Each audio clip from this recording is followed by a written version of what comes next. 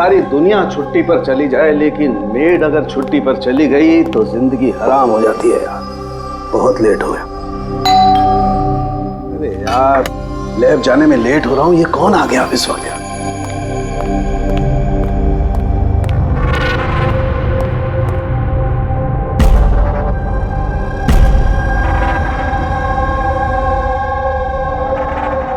बाहर तो कोई दिखाई नहीं दे रहा। घंटी की आवाज तो सुनाई दी थी।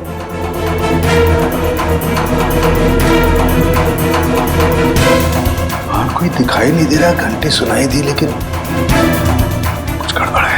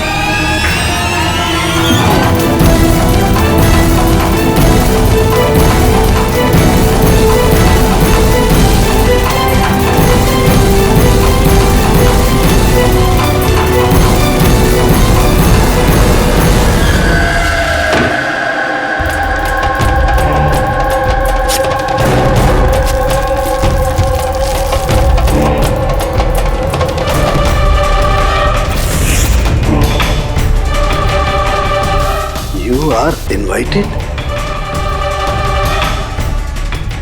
to a murder at 10 Wood Villa, Yali Hills,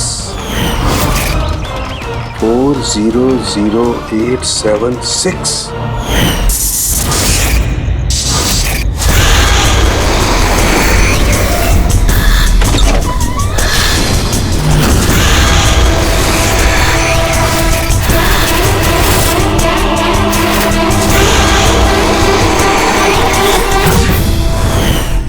Catch me if you can.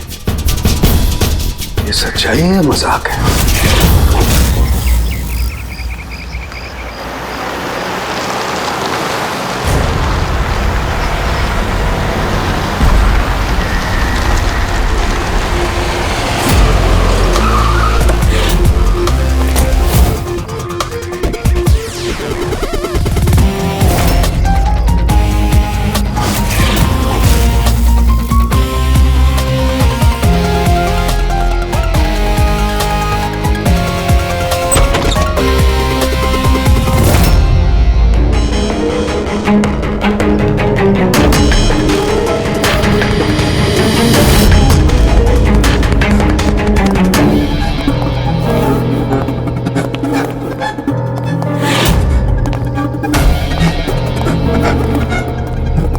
My God.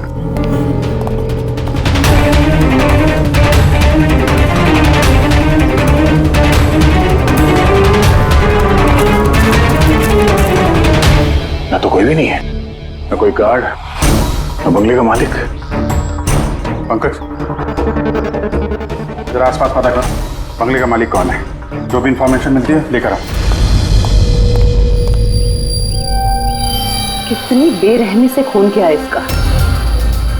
पूरे शरीर पर चाकू से वार किए और फिर भी जी नहीं भरा तो उंगलियां काट दी। इतना खून तो जो फैला हुआ है इसके गांव का नहीं हो सकता है। मतलब सा? मतलब ये पूरी कि जितना खून इस पूरे घर में फैला हुआ है, इतना खून तो एक इंसान की बॉडी में होता ही नहीं। कोई आईडी वगैरह नहीं? कौन है ये लड़की? नहीं अभिजीत, कुछ नहीं मिला।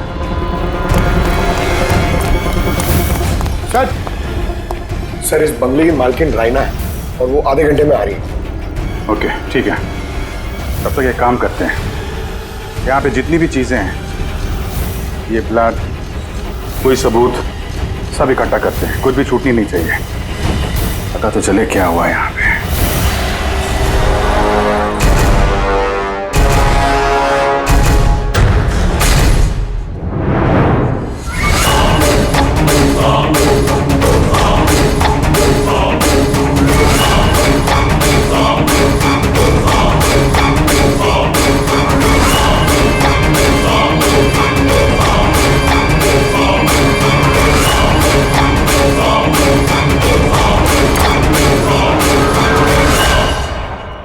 इस पूरे घर में इतनी सारी चीजें पड़ी हैं जो चिल्ला चिल्ला के कह रही है कि हम सबूत हैं, हमें उठा लो। कहीं ये सब प्लांटेड तो नहीं? मतलब खूनी हमारे साथ गेम खेल रहा है।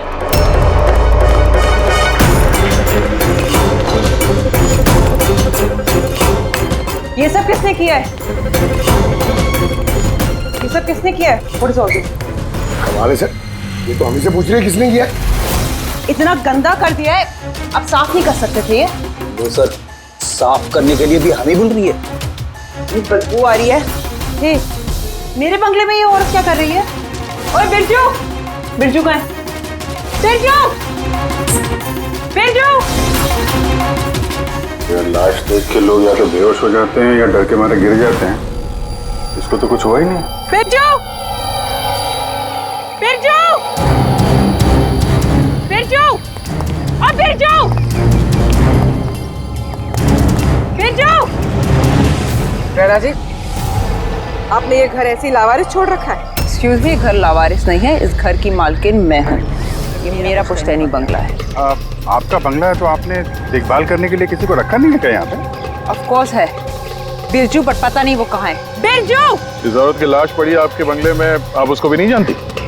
मैं कुछ नहीं जानती, और अब प्लीज यहाँ से निकल जाइए और जाते जाते सब कुछ साफ करते हुए जाइए। बिरजू! सर ये औरत थोड़ी अजीब है और टेढ़ी भी।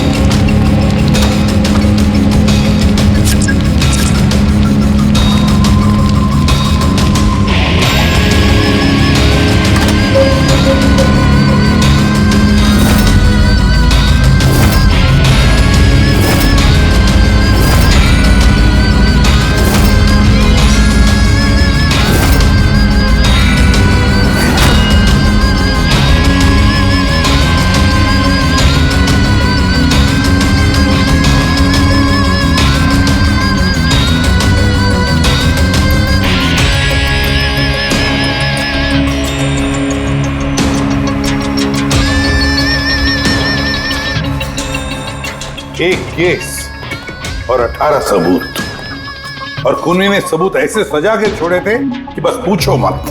सर लेकिन प्रॉब्लम ये है कि इनमें से कोई भी सबूत हमारे किसी काम का नहीं है। ये सारे सबूत हमारे किसी भी काम के नहीं है, इसका क्या मतलब है तारिका? मतलब ये कि ये सारे सबूत पुराने हैं। What? ये सारे सबूत पुराने तो क्या लड़की का खून भी पुराना है?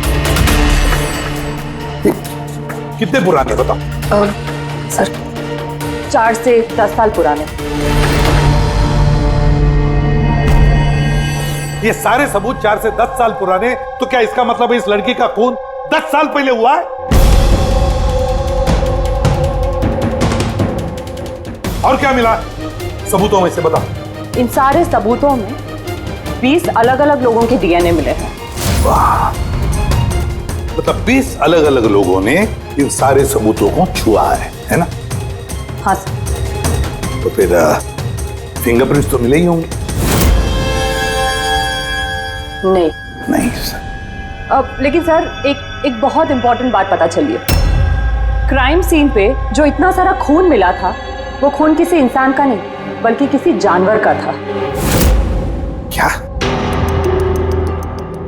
डॉक्टर तारिका, इस लड़की के शरीर पे जो खून लगा हुआ था वो भी जानवर का? नहीं, इस लड़की के शरीर पे और इसके कपड़ों पे जो खून मिला था वो इसी का है, असली खून। लेकिन इसके अलावा वहां पे जो भी चीजें थी वो सारी प्लांट की गई थी। लगभग 20 लोगों के डीएनए और इतने सारे सबूत क्राइम सीन पे आए कहां से सर? वही तो, इतने सारे सबूत, लेकिन हमारे हाथ में कुछ भी नहीं। वाह, आप चुपचाप बैठे रहो, कुछ मत बोलना, हम लोग यहाँ गप्पे लड़ा रहे हैं ना। बॉस, मैं जानता हूं ये सारे के सारे सबूत कहां से आए। पिछले कई सालों में सीआईडी ने जो केसेस सॉल्व किए हैं उसमें से कुछ इंपॉर्टेंट केसेस के इंपॉर्टेंट एविडेंस है ये सारे के सारे। क्या?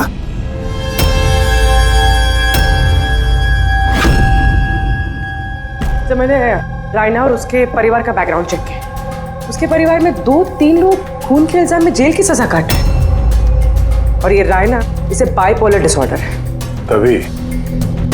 तभी वो वैसे बर्ताव कर रही थी। और वो जो केयर टेकर था बिरजू, उसका कुछ पता चला?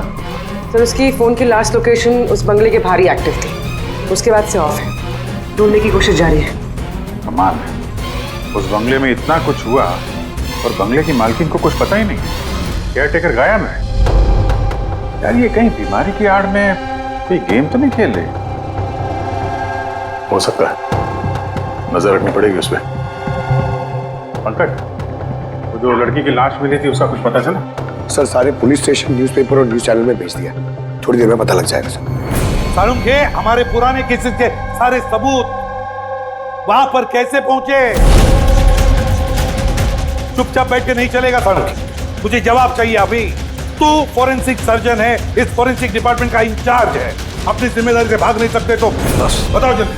अपनी जिम्मेदारी से नहीं भाग रहा हूं। और नहीं तो क्या? बताओ ना फिर, हमारे पुराना एविडेंस हमारे रिकॉर्ड में से गायब कैसे हुआ? बस एक काम करते हैं, रिकॉर्ड रूम में चल के वहां पूछताछ करते हैं, पता चल जाएगा बस वहां पर क्या गड़बड़ हुई है। प्लीज।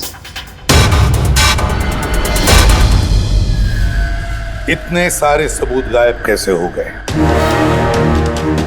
मालूम है ना ये सबूत कितने इंपॉर्टेंट होते हैं? तो फिर आपके होते हुए ये चूक हुई कैसे? कैसे गायब हो गए सबूत? सर हमारे होते हुए चोरी नहीं होती सर। तो फिर चोरी कब हुई? सर ये चोरी रात को ही होगी, क्योंकि हम लोग रात को नहीं रहते ना, इसीलिए चोरी हो गई। और आपका क्या कहना है? सर मैंने डॉक्टर साहब को कितनी बार बोला कि लॉक वगैरह ठीक करवा लीजिए, दरवाजे खिड़कियां ठीक करा लीजिए, सीसीटीवी कैमरा लगवा लीजिए, लेकिन डॉक्टर साहब हमारी सुनते ही नहीं है। और तो और क्या? और क्या? सर वो पता नहीं किसी को भी लेके आ जाते हैं सर, बोलते हैं कि पुराने एविडेंस देखने हैं।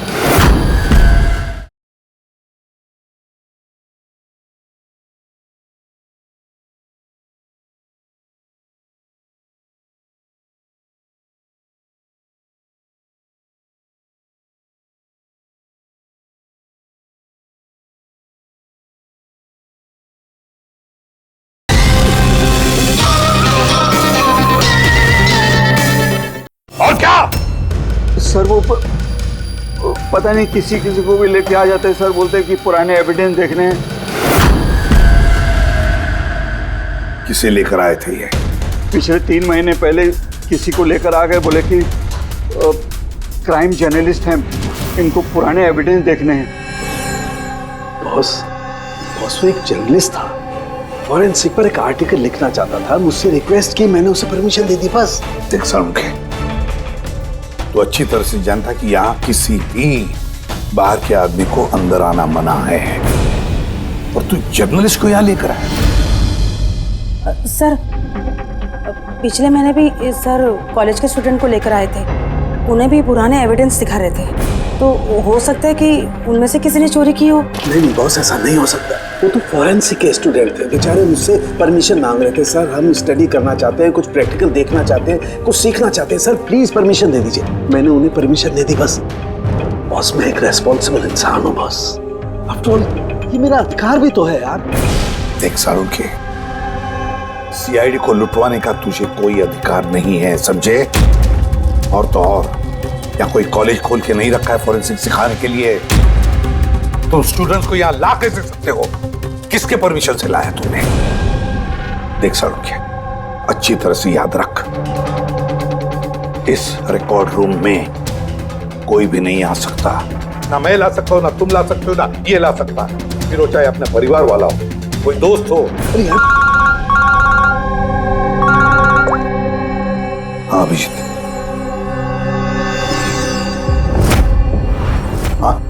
सर जिस लड़की की मौत हुई थी उसका नाम टीना है। ये उनके पिताजी हैं, doctor Nirav sir, head of forensic, Chennai. Doctor Nirav? Nirav? Nirav? बेटे नीरव किसी मार दिया। कंट्रोल योरसेल्फ, सब पता चल जाएगा। सर आप लोग जानते हैं एक दूसरे को? हाँ जी, एक जमाना था जब मैं और नीरव साथ साथ काम किया करते थे। नीरव, एक मिनट बॉस। क्या? ये देख दोस्त, तेरा शक एकदम सही था दोस्त, इसमें टॉक्सिन है। डॉक्टर नीरव, जरा बताइए आखिरी बार आपने अपनी बेटी टीना से कब बात की थी, कब देखा था उसे? एक्चुअली वो कॉलेज के हॉस्टल में रहती थी, 2 दिन पहले से बस गायब हो गई थी। नीरव, नीरव हौसला रखो नीरव, जिसने भी किया है ना वो पकड़ा जाएगा। मैं पता लगाऊंगा नीरव, मैं पता लगाऊंगा किसने किया ये। नहीं साळुंखे, तुम नहीं पता लगाओगे। मैं नहीं पता लगाऊंगा मतलब तुम इस केस पर काम नहीं करोगे।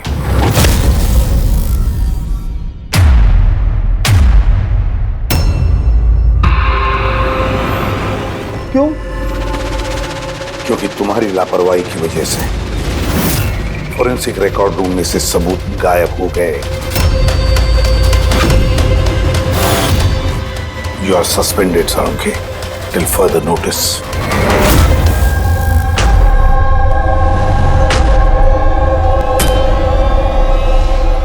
बस तुम्हें लगता है कि ये सब कुछ मेरी वजह से हुआ? तुम मुझ पर इल्जाम लगा रहे हो? ये इल्जाम नहीं है साळुंखे, ये हकीकत है और ये तुम अच्छी तरह से जानते हो ना। तुम अपने दोस्त जर्नलिस्ट को फोरेंसिक रिकॉर्ड रूम में ले जाते, ना उन स्टूडेंट्स को फोरेंसिक रिकॉर्ड रूम में ले जाते, और ना आज मुझे तुम्हें सस्पेंड करना पड़ता।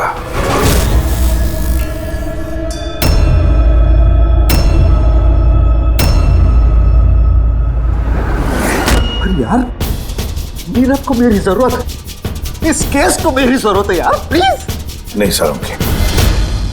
सर आपने मुझे बुलाया? डॉक्टर तारिका, अब से तुम डॉक्टर नीरव की बेटी टीना की केस हैंडल करोगे। मैं? हाँ। लेकिन सर।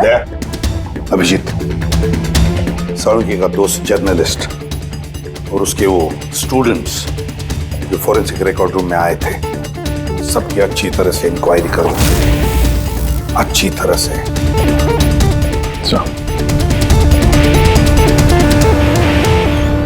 डॉक्टर साहब, साहब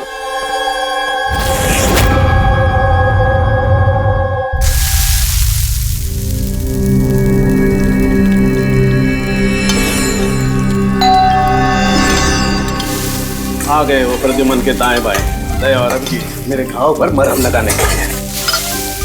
मुझे मालूम है खोलते ही कहेंगे सर कुछ नहीं होगा, हम यहाँ पर पूरा विश्वास है, सब कुछ ठीक हो जाएगा। क्या काम ठीक हो जाएगा? पहले तो बेइज्जती करके निकाल देते हैं और फिर भेज देते हैं अपने दाएं बायों को, जाओ जाओ उसके घाव पे मरहम रखो।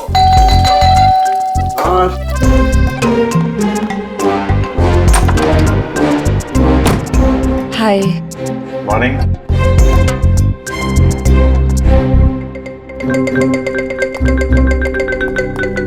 अरे क्यों टेंशन ले रहे हैं सर, सब ठीक हो जाएगा। हमें आप पर पूरा विश्वास है सर, हमें पूरा यकीन है आप कोई गलत काम कर ही नहीं सकते, मगर क्या करें, प्रोटोकॉल तो फॉलो करना ही पड़ेगा। देखो, मुझे तुम लोगों की सहानुभूति की कतई जरूरत नहीं है, और हाँ, तुम्हारे एसीपी साहब की सहानुभूति की भी बिल्कुल जरूरत नहीं है। बच्चा नहीं हूं, रो नहीं रहा। मुझे मालूम है प्रद्युमन अपने उसूलों का बहुत पक्का है, होना भी चाहिए। गुड। सर मैं बहुत शर्मिंदा हूँ, आई एम वेरी सॉरी। आपके सामने एसीपी सर ने मुझे नहीं तारिका, शर्मिंदा होने की कोई जरूरत नहीं। तुम अपने काम पे ध्यान दो, हर चीज को बारीकी से देखना, कोई ना कोई सुराग जरूर मिलेगा। हम जिस चीज को भी छूते हैं अपने निशान छोड़ जाते हैं। Remember, every contact leaves a trace behind. बस इसी फॉर्मूले को फॉलो करना। और हाँ, जब तक ये केस सॉल्व नहीं हो जाए प्लीज यहां पर मत आना। मैं जानता हूं मैं बेगुनाह हूं और अपनी बेगुनाही साबित करके रहूंगा। तब तक के लिए प्लीज लीव मी अलोन। आप लोग अपने केस पे ध्यान दीजिए।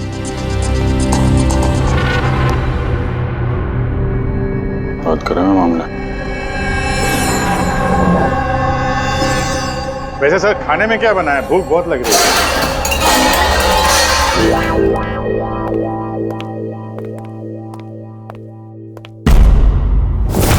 सर, ये जर्नल सुना, बहुत टेढ़ा और बदतमीज आदमी। 3 महीने पहले डॉक्टर नीरव के साथ किसी बात पे झगड़ा भी हुआ था सर। देखते हैं कितना टेढ़ा है। सर, आपको अंदर बुलाया। Thank you.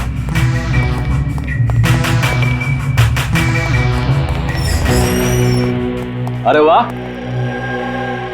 नसीब हमारे, आज तो सीआईडी टीम के सीनियर इंस्पेक्टर दया से मुलाकात हो ही गई। आइए बैठिए बैठिए। हम यहाँ बैठने नहीं आए। अरे ऐसी भी क्या बेरुखी है जनाब। चलिए जाने दीजिए, छोड़िए। ये बताइए कि क्या लेंगे? चाय, कॉफी, ठंडा? ठंडा ठंडा वंडा नहीं पीते हम लोग। वैसे दया साहब, मैं काफी टाइम से सीआईडी टीम पर एक डॉक्यू ड्रामा सीरीज बनाने की फिराक में हूँ, लेकिन अपने एसीपी साहब मिल ही नहीं रहे। तुम तो जानते ही होंगे, सीआईडी अरे गहरे को एंटरटेन नहीं करती। आप सीधे मुद्दे की बात करें। हाँ, क्यों नहीं। पिछले 20 सालों से मैं इस प्रोफेशन में हूँ, हमेशा पॉइंट पे रहता हूँ। बताइए, सबसे पहले क्या बात करूँ? डॉक्टर नीरव से हुए झगड़े के बारे में या फिर फॉरेंसिक रिकॉर्ड विंग के बुरे हाल के बारे में? डॉक्टर नीरव से तुम्हारा झगड़ा क्या था? नहीं, मेरा उनसे कोई झगड़ा नहीं था। मैंने तो बस उन्हें सच्चाई का एक आईना दिखाया था। उन्हें बुरा लग गया। क्या मतलब? मतलब डॉक्टर नीरव के काम को लेकर मैंने एक आर्टिकल लिखा था। मेरे हिसाब से वो फॉरेंसिक के काम के प्रति ईमानदार नहीं थे, थोड़े ढीले ढाले किस्म के फॉरेंसिक एक्सपर्ट थे। इसलिए उन्होंने मेरे खिलाफ मानहानि का केस भी किया।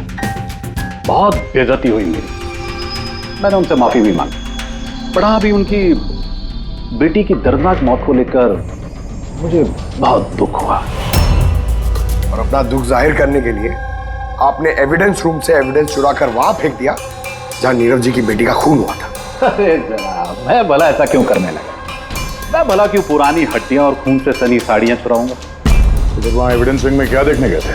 फॉरेंसिक लैब से एविडेंस कैसे चुराया जाता, मैं ये देखने गया था। मैं आप लोगों की लापरवाही देखने गया था। खैर, अब जाने दीजिए, ये सब बताने की कोई जरूरत नहीं। अब तो आप लोगों को भी पता चल ही गया होगा। देखिए, ज्यादा भाषण मत दीजिए आप। जितना जितना पूछा जाए उतना जवाब दीजिए बस। क्यों?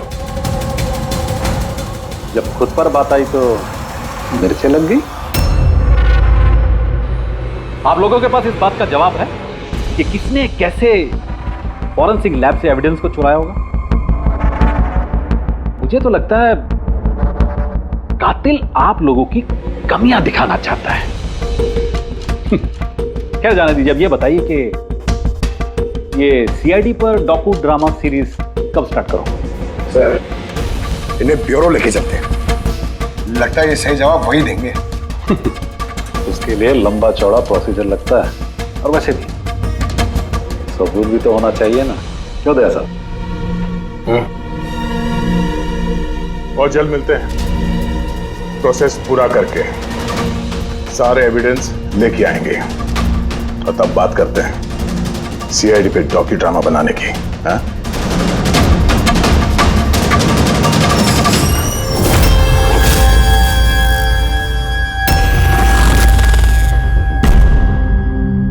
डॉक्टर नारायणी? यस जी कहिए। हम लोग सीआईडी से एक केस के सिलसिले में आपसे बात करनी है। जी बताइए। जो स्टूडेंट पिछले महीने फॉरेंसिक रिकॉर्ड रूम देखने गए थे, वो सारे के सारे चोरी और खून के इल्जाम में सस्पेक्टेड हैं। व्हाट? ऑफिसर, आपकी जरूर कोई गलतफहमी हो रही है। हमारे स्टूडेंट ऐसा कभी नहीं कर सकते हैं। हम भी यही उम्मीद करते हैं कि उन्होंने नहीं किया होगा, मगर खून तो हुआ है और इल्जाम उन्हीं पे है। देखो, हमारे बच्चे सिर्फ एजुकेशनल टूर के लिए वहां पर गए थे और आप लोग उन पे शक कर रहे हैं। हमारा काम है केस को सुलझाना और अपराधी को उसके अंजाम तक पहुंचाना। आप उन 10 स्टूडेंट्स को प्लीज बुलाइए, हमें बस उनसे पूछताछ करनी है और उनकी उंगलियों पे निशान लेना। देखिए, आप लोग समझिए, वो लोग स्टूडेंट है। देखिए, हम 3rd डिग्री देके उनको पूछताछ नहीं कर रहे हैं, हम सिर्फ नॉर्मल पूछताछ कर रहे हैं। और हाँ, उनको कुछ बताइएगा नहीं कि हम किस सिलसिले में उनसे बात करना चाहते हैं। ओके। फॉरेंसिक रिकॉर्डिंग देख के आप लोगों को कैसा लगा? सर, मेरा तो दम घुट रहा था वहाँ। कोई जगह है वो भी, पुराने दांत, हड्डियाँ, खून के कपड़े। मुझे तो वो जगह बिल्कुल पसंद नहीं आई। बहुत अजीब सी फीलिंग आ रही थी। तुमको ये खांसी हमेशा रहती? नहीं मैम, कभी कभी होती है। सर, मुझे वो जगह बिल्कुल यूजलेस लगी, ना कोई देखभाल, ना सबूत अच्छे से रखे थे। और सर, मुझे तो उन कोल्ड केस फाइल्स के एविडेंस को घर ले जाने का मन था ताकि मैं उन पे स्टडी कर सकूं। मुझे रोमांच महसूस हो रहा था। हत्यारों और पीड़ितों के दिमाग की कल्पना करने की कोशिश की। बुरा इरादा, दुख, दर्द।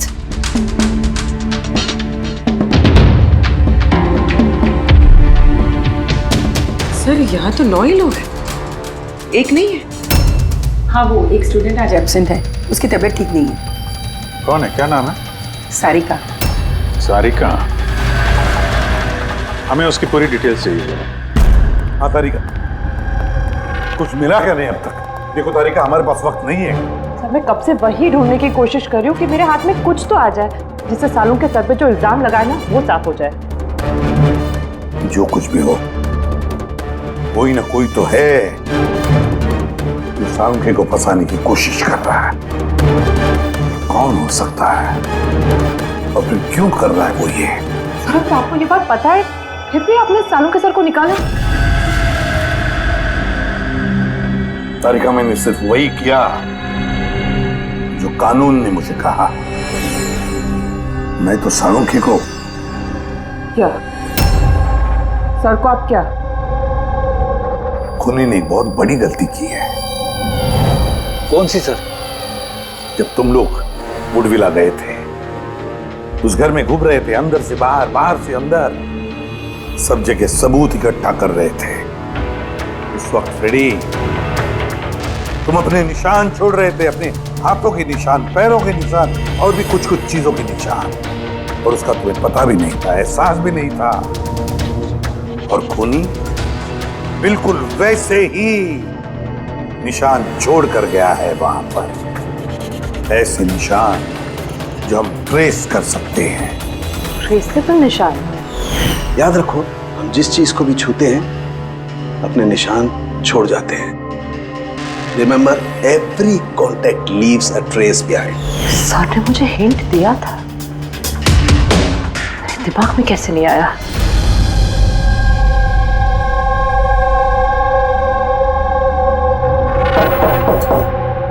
जी कहिए। सारिका कहाँ है? आप लोग? CID। आप कौन है? सब, मेरा नाम रूपाली है।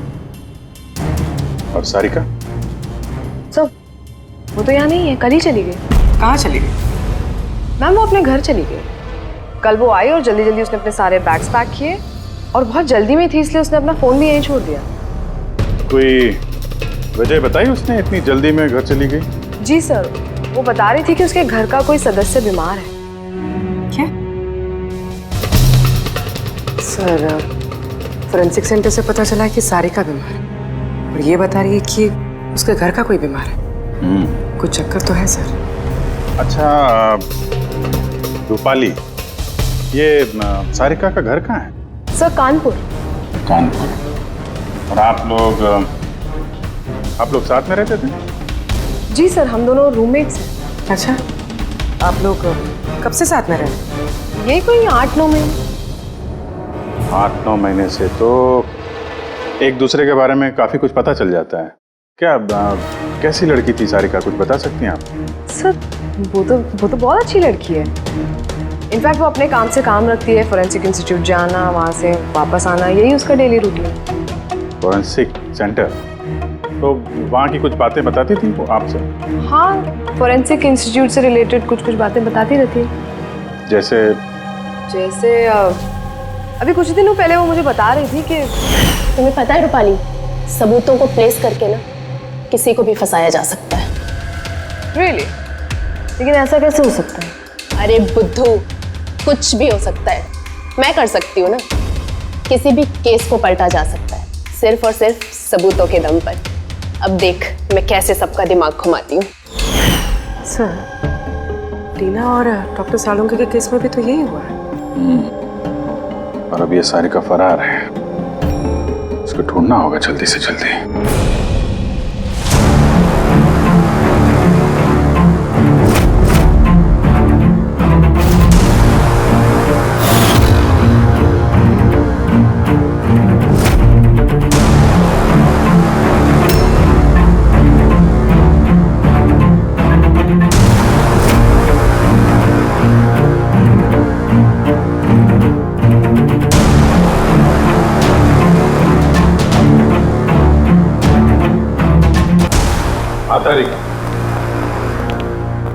सकोनी जो भी है, अभी उसने इतने सारे सबूत चुराए और क्राइम सीन पे प्लांट किए। ये करते वक्त उसने जरूर इन चीजों को छुआ है। लेकिन डॉक्टर तारिका, तुमने तो कहा था कि फिंगरप्रिंट्स के कोई निशान नहीं मिले, तो फिर इन चीजों को छुआ कैसे? उंगलियों के तो कोई निशान नहीं है, लेकिन मैं ये कहने की कोशिश कर रही हूँ कि इतने सारी चीजें उसने चुराई और क्राइम सीन पर प्लांट की। अब इतनी मेहनत करने के बाद उसे जरूर थोड़ा तो पसीना आया होगा। मतलब sweat analysis? Exactly, sweat analysis किया मैंने, स्वेट एनालिसिस। और इस प्रोसीजर से मुझे एक डीएनए भी मिला। ये देखिए, इस डीएनए से मुझे ये पता चला कि इस इंसान को एक खास किस्म की बीमारी है, सिस्टिक फाइब्रोसिस। ये किस तरह की बीमारी है? ये एक जेनेटिक बीमारी है पूर्वी। इस बीमारी से इंसान के बॉडी ऑर्गन्स जैसे किडनी, लंग्स, पैंक्रियाज, इंटेस्टाइन, ये सब डैमेज होने लगते हैं। तो डॉक्टर तारिका, इस बीमारी की तो पहचान भी होगी ना, कोई सिम्टम्स तो होंगे? सिम्टम्स है। अगर ये बीमारी ज़्यादा टाइम तक रहे तो वो इंसान की उसकी ग्रोथ पुअर हो जाती है, फैटी स्टूल्स होने लगते हैं, सांस लेने में तकलीफ होती है, बहुत खांसी आती है, इनफैक्ट साइनस इन्फेक्शंस होने लगता है। सांस लेने में तकलीफ और खांसी? तो ऐसे मरीजों को तो हॉस्पिटल के काफी चक्कर लगाने पड़ते होंगे। कांस्टेंट मॉनिटरिंग की जरूरत पड़ती है। बस सुविधा भेजिए। शहर में जितने भी हॉस्पिटल्स हैं, सब में जाकर के पता लगाओ सिस्टिक फाइब्रोसिस के मरीज कितने हैं और क्या उनमें से कोई एक ऐसा पेशेंट है जिसका हमारे इस केस से संबंध है।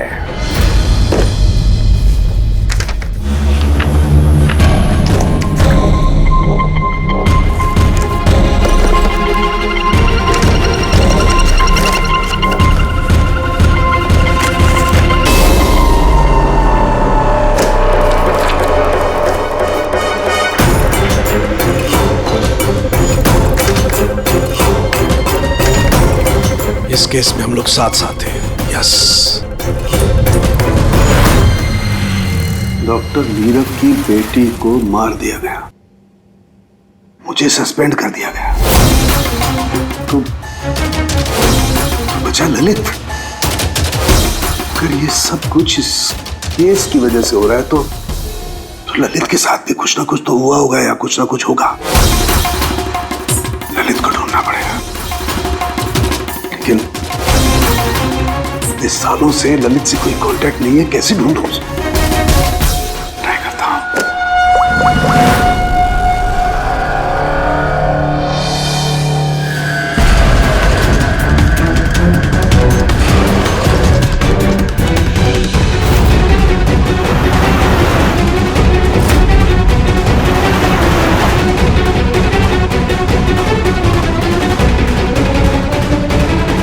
Are you sure?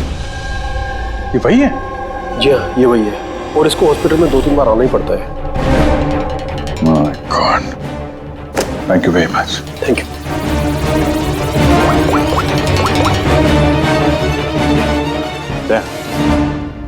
कातिल का पता चल गया है। क्या डॉक्टर ललित मर गए 5 साल पहले? हाँ सर, आप उनकी बेटी से मिल सकते हैं। कहाँ है उनकी बेटी? मेरी बात हो सकती है? वो तो मुंबई में है सर, सारिका नाम है उसका। सारिका? जी sir. Okay, thank you. Sarika Mumbai में।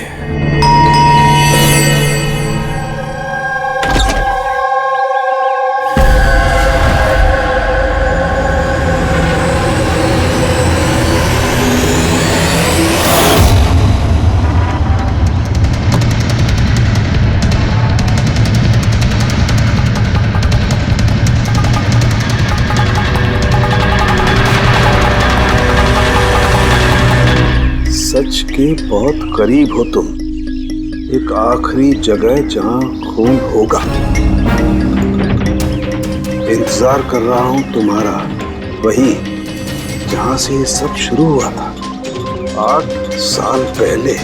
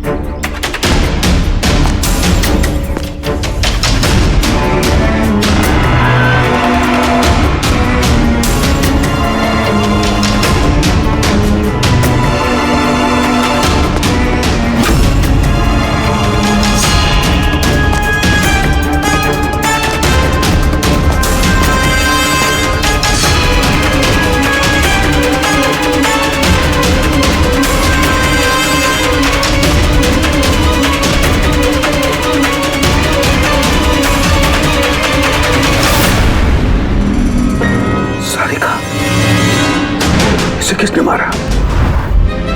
ये लाइट को क्या हुआ?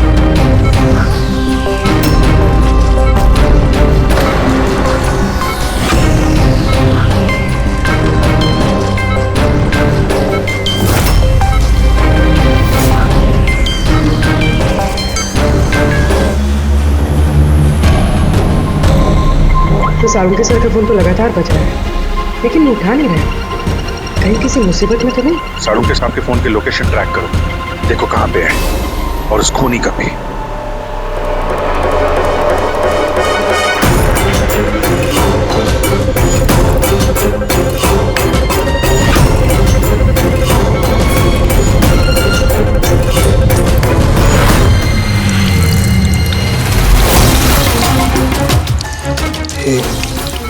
ये क्या कर रही हो? तुम्हारी मौत है, धीरे धीरे और बहुत ही दर्दनाक।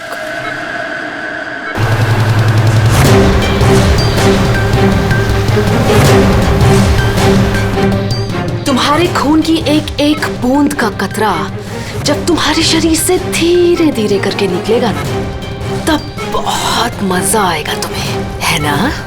लेकिन तुम ऐसा क्यों कर रही हो? अपने बाप की मौत का बदला ले रही हो। अरे हत्यारे हो तुम तीनों। तुम्हारा बाप रघु?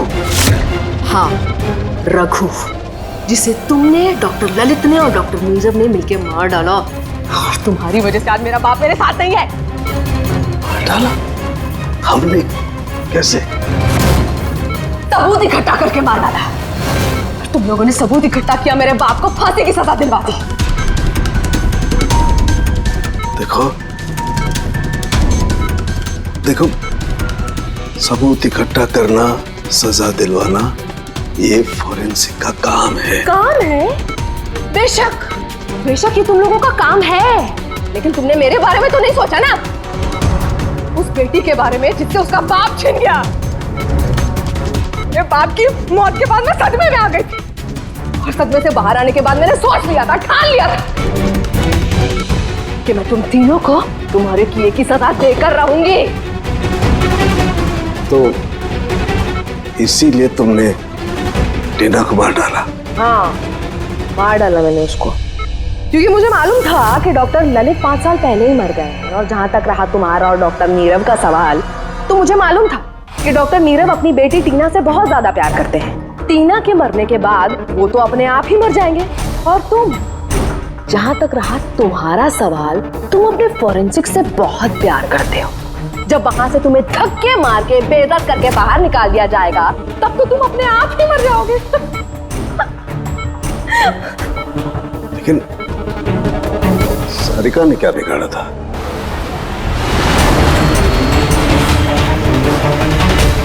सारिका, उसे तो मरना ही था। वो ललित की बेटी जो थी, और वो फॉरेंसिक में काम करती थी, तो मेरे काम आती ना वो। उसी की मदद से तो मैंने फॉरेंसिक विंग से सारे सबूत इकट्ठा किए थे। तुम्हारा फॉरेंसिक तुम्हारे खिलाफ।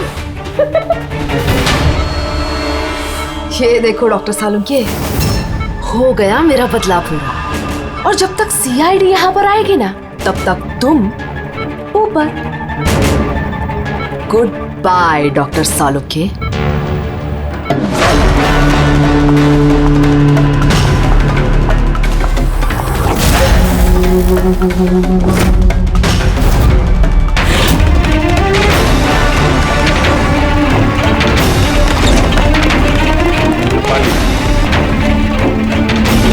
खेल खत्म तुम्हारा। मेरा खेल खत्म और सालुंके का भी। बचा सकते हो ना तुम लोग, तो बचा लो। खून का कर्ज हो गया अब तो बॉस तुम्हारा मुझ पर। मेरा कर्ज नहीं हुआ है खून का तुम्हारे ऊपर। ये तो वो कर्जा है जिन लोगों को तूने फांसी पर लटकाने में मदद की ना हमारी, वो कर्जा है। अब चुका दे। अच्छा सुन, बहुत आराम हो गया, सीधे काम पर चला। अच्छा जल्दी से ठीक हो जाइए। तारिका अकेली मुर्दों से बातें कर रही है। ओहो तारिका, अभिजीत को तुम्हारी बड़ी फिक्र है भाई। देखो भाई, अब एक हफ्ते तो मैं यहाँ से हिलने वाला नहीं हूँ बॉस। एक काम करो ना, तब तक तारिका से काम चला लो। अच्छा ये आराम करिए आप। Silence please. हाँ साइलेंस, चुप।